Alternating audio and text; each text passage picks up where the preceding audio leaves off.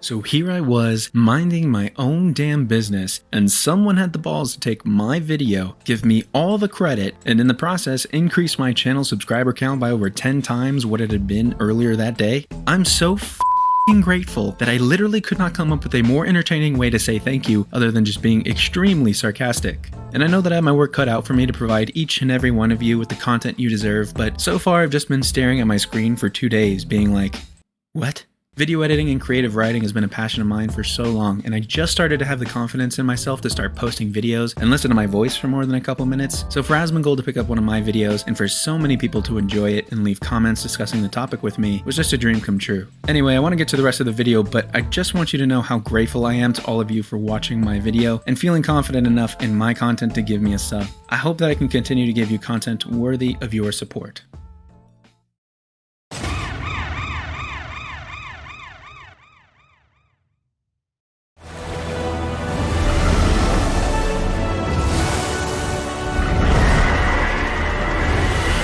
Together, we shall be Azeroth's protectors once again. Oh shit, here we go again. Here, the new age of dragons shall begin.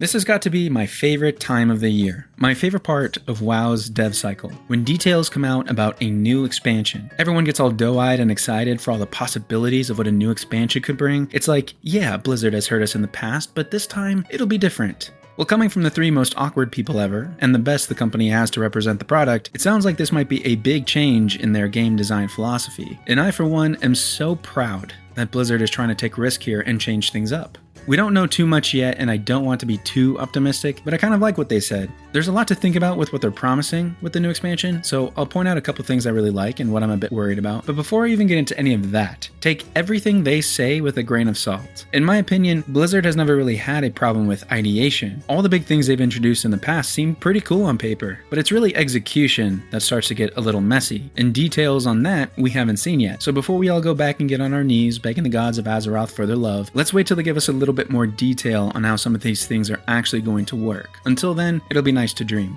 So first things first, Dragon Isles, dragon riding, and being a dragon. A new map is pretty standard for expansions, and the art team pretty much always does an amazing job, so I'm excited to see what they make of these zones. I think the best part is that because they're letting everyone get a dragon mount up front and have an entire system based around dragon riding, I'm hoping they design the zones with flying in mind. Large open areas, vertical locations that hide secrets around the multi-level terrain. If Zereth Mortis could act like a stepping stone to something better in the Dragon Isles, I think that would be key for some extra content. Exploration is a huge pillar to an open world game, and flight from the start that turns into its own skill that you can upgrade and customize is so much better than having to earn an achievement over and over again to unlock the same flying you have everywhere else in Azeroth. This is some potentially great horizontal progression. I'm wondering if they're going to really give this to players up front or if there's going to be some work involved. If Blizz put in an interesting quest line that involves a story or something to get your own dragon, I think that would be cool. As long as it's not extremely grindy or time-gated, I think it could be a fun bit of content that gives an awesome reward, but keep it short and sweet. Even if they rip off Avatar and have us hair bond with the mount or some shit, I just want to feel like I've earned riding a fucking dragon.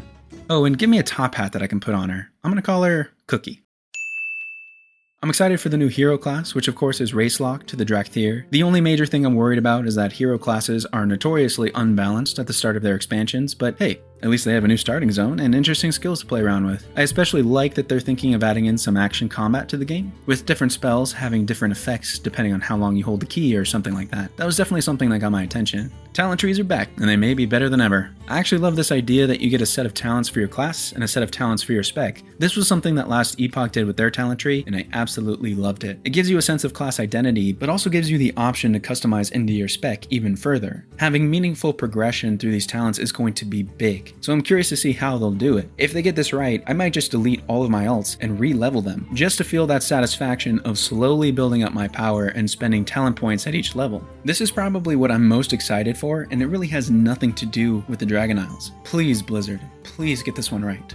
You know, my last video on World of Warcraft was all about how there was no easy path to get involved in and keep up with the endgame, so there really was no content for casual players. And here we go, Blizzard is sweet-talking me, whispering in my ear about how professions are going to be completely revamped. They're going to add in quality types and work orders, they're going to have workstations that kind of force players to play out this profession fantasy where you actually smelt things out of forge and make potions out of cauldron or something like that. They'll have more profession-based gear. I'm actually completely on board for this. What I'm worried about is how it'll be executed. Will item quality be RNG? Will you create better quality items based on if you have a higher profession level? The deep dive mentions that there'll be a way to spend points on your specialization in your profession, which is super cool by the way. But will that just be a better chance or a guarantee for higher quality? Will mats be few in number and have RNG quality too? Anyway, still excited they're thinking about this one at all. Last but not least, there are some UI enhancements, which I think is just an obvious evolution for the game. Letting the player take control of the UI is something that every game should have now, especially games like WoW that can easily fill your screen with UI elements. That's even more of a problem if you have add-ons installed. I kind of feel like this sort of accessibility should not necessarily be commended, but I'm glad that Blizz are getting up to standard.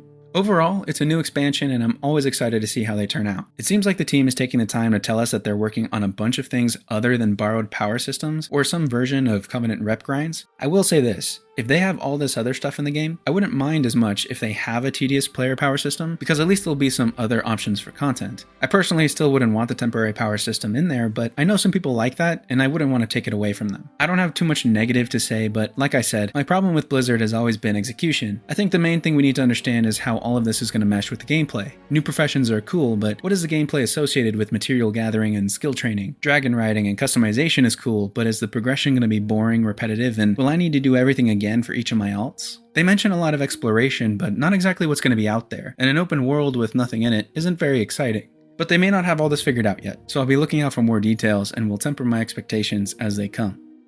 Oh yeah, Classic. For Classic, I think the only thing we may not have expected was for them to remove the LFD tool. Personally, I think this is the better option, but I'll be interested to see how it affects the Classic community. Also, yes, there is a boost, so the importance of leveling has been diminished in terms of profit, but we knew that from TBC Classic, so nothing new there. Like I said, I'm going to wait for details on execution before I get excited for some of these new promises Blizz is making. Logically, I think we've been burned on that too much to think it wouldn't happen again. But I would be lying if I said that I wasn't happy with some of the risks they're taking, going back to the fundamentals of WoW and starting to change certain things up. I hope they can deliver on their promises, and I hope that everyone in the WoW community can be satisfied at least a little bit and be given a reason to enjoy the game. But most importantly, I hope you enjoyed the video. Leave a like if you liked it and subscribe for more content. Thank you once again to Asmongold and all of you for your support, and I can't wait to see what we talk about next.